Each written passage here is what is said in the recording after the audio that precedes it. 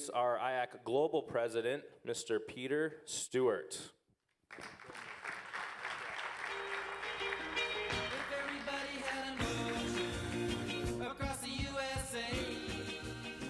I saw all the millennials come up here last night, or yesterday, with an iPad to do their speech. Can one of you come and help me turn it on?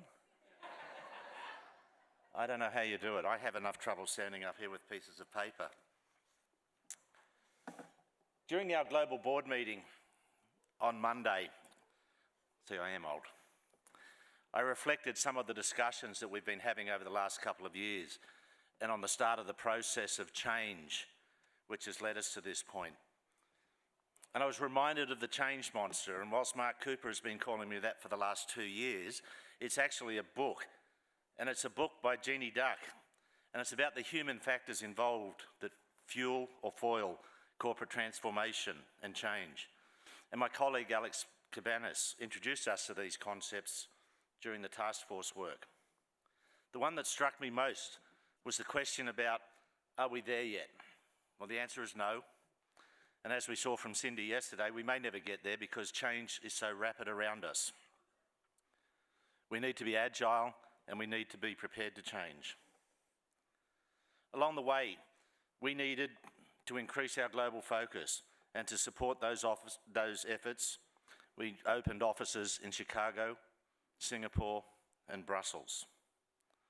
This was a very bold move by the association, but it was well supported across the leadership, and I'd like to formally acknowledge the leaders at both chapter and global level who have worked tirelessly on our behalf, and to our CEO, Mark Cooper, and our other team members who are here today for the incredible work during a period of transition, which at times, I'm sure, seemed insurmountable. As Cindy Novotny said yesterday, we've been copied for years by hotels. They were able to create the meeting environments that we had owned for 33 years. Associations are being heavily impacted everywhere you look, and just about any association that you can think of has had to seriously review its activity. It's been under pressure around the value proposition question. They've seen decline in membership, and for a variety of reasons, they've been required to change and respond quickly. At IACC, we've been actively involved in trade shows around the world, where volunteers and staff have been representing each and every one of you as a member of IACC in all of the trade shows that mean anything in the broader hospitality industry, where we've been pushing the whole concept of IACC, and that exposure has been increased considerably. In 2013 and 2014, we have added members in each of these countries. That's a fairly significant achievement for any organisation. We've been engaging widely, but an improved profile, combined with the energy of our CEO, has seen us representing sessions at MPI. I've gone too far there. At MPI, we've been engaged with Schema and NYU and Greenwich University because we believe passionately in the young generation, and aren't we in great hands when you have a look around the room today at the young people becoming involved in our industry.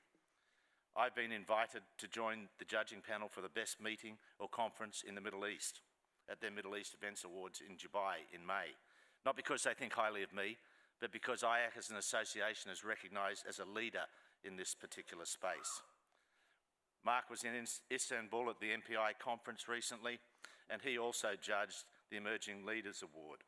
IACC is getting recognition amongst other associations around the world. We've also engaged with Cindy's company, Master Connections, to deliver sales training, which will be available in each and every chapter and available online. Yesterday, TJ alluded to a fantastic new global education program that I was to announce today.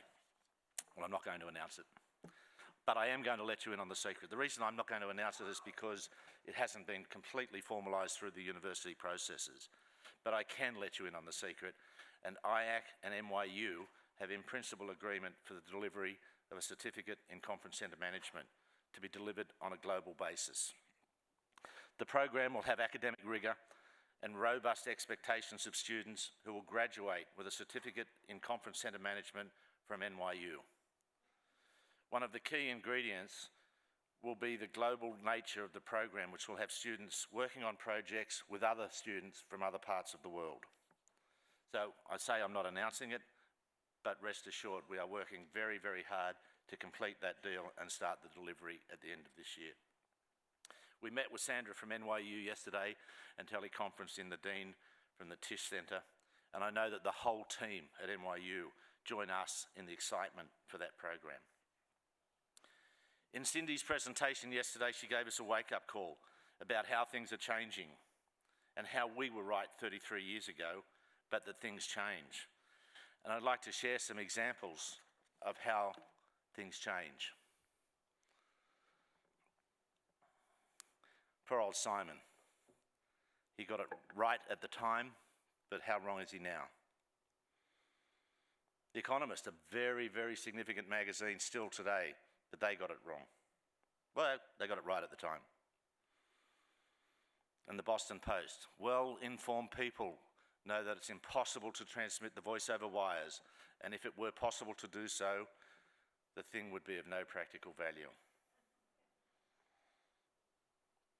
They were all right at the time. IAC was right 33 years ago, but we do need to change. This guy didn't actually see 78, by the way. Ken's job at the time was probably not evolved around computers that we use today. The conference centre landscape is confusing. All of these are events or activities that are ways of describing what takes place in our conference centres. But we confuse ourselves. We do have the answers, but it is a confusing environment that we work in. When we started looking at conference centres around the world to see where there was opportunities for growth, we came across Chateau Forme, the home of seminars, seminar houses, represented in 7 countries throughout Europe. And you can see from these magnificent examples and the architecture that we love so much about Europe.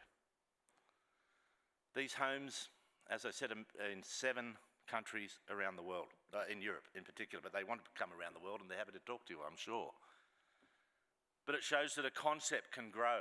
And this is just a slide that shows their growth since 1996 and how rapidly that has happened. It's continually on the upward slide. It shows that if you get the concept right, you can actually have great success. IAC has had great success, our members have had great success over many years. But we do need to change the way we think about things sometimes. This concept of seminar houses is very, very impressive because they treat it like a home. They actually have hosts who are the management couple that run the premises. They're dedicated to meetings. They focus on all of the things that we passionately believe in: the food and beverage, the comfort, the outdoor activities that make people want to stay within the property. Food and beverages, and I haven't had breakfast and that's looking pretty good. But the rooms, the technology that's involved in the rooms, and I particularly like the round table or the round room and how that's just a new way of looking at presenting. Simplicity, but service and conference centre by any other name. The CMP. It's all there, but we're actually looking for conference centres and we found seminar houses. Cultural diversity is something we hear a lot about. There are many different cultures in this world.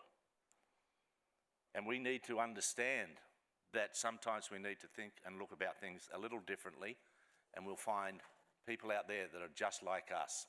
So I encourage everyone in the room, try something new and stay with IAC because the future is very exciting. Thank you.